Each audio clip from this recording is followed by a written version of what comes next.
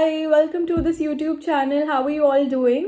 So in this video we'll be discussing about a subject जो बहुत सारे subjects में cover हो जाता है. I think 90% इसका portion हर subject में cover हो जाता है. Yes, I am talking about radiology.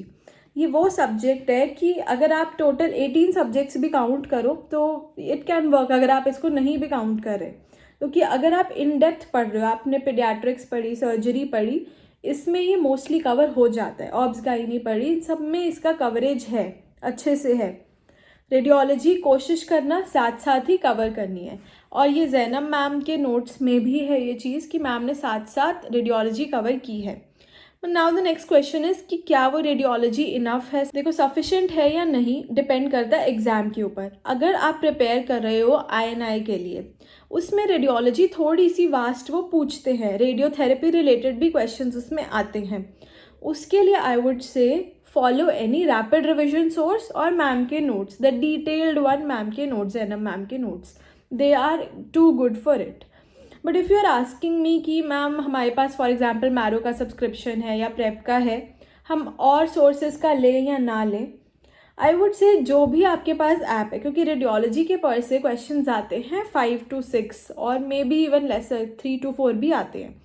अलग से कुछ नहीं लेना है. जो सब्सक्रिप्शन है उसमें जो टीचर है वो बहुत अच्छे से पढ़ा रहे हैं, सारे ही बहुत अच्छे से पढ़ा रहे हैं, तो आप उसी से ही करो. उनके रैपिड रिविजन्स देख लो, उसमें आपका एक्स्ट्रा पोर्शन कवर हो जाएगा.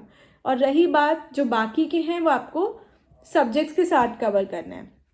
फॉर एग्जाम्पल हर्शस्प्रंग डिसीज़ है, एकिलेजिया कार्डिया है, तो इनके जो रेडियोग्राफिक अपीयरेंसेस हैं वो आपको जब आप टॉपिक पढ़ रहे हो उसमें ये साथ में दी हुई हैं.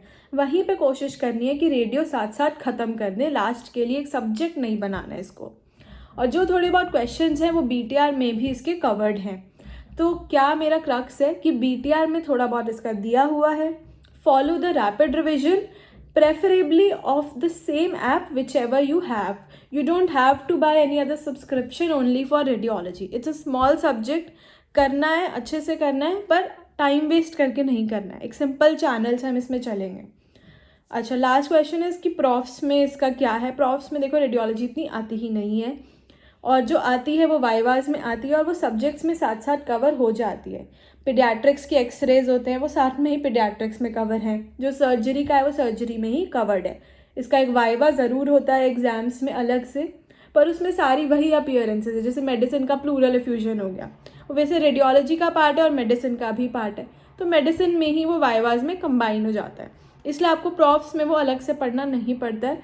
अपनी स्टैंडर्ड टेक्स्ट बुक्स को ही अच्छे से करो. If you are following First Aid, तो फर्स्ट एड में वो बहुत अच्छे से गिवन है, रेडियोलॉजी भी सारी, तो वो साथ साथ कवर हो जाती है. Don't worry about that. So this was all about radiology. इस पर इतना टाइम वेस्ट करने की ज़रूरत नहीं है.